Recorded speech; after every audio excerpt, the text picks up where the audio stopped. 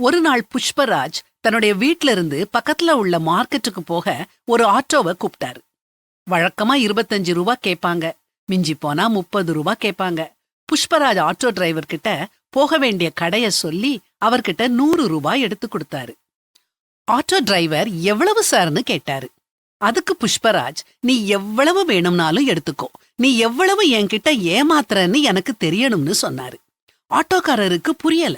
புஷ்பராஜ் விளக்கமா சொன்னாரு, நீ 100 ரூபா வேணும்னாலும் எடுத்துக்கிடலாம், அல்லது 50 ரூபா அல்லது 75 ரூபா கூட எடுத்துக்கிடலாம். ஆனா எவ்வளவு ரூபா ஆகும்னு எனக்கு தெரியும். நீ எவ்வளவு அதிகம் என்னை ஏமாத்துற அத நான் தெரிஞ்சுக்கணும்பா, சொல்லுன்னு சொன்னாரு.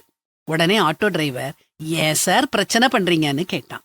அதுக்கு புஷ்பராஜ், நான் எங்க பிரச்சனை பண்றேன், நான் தான் 100 ரூபா கொடுக்கறேனே அப்படின்னு சொன்னாரு.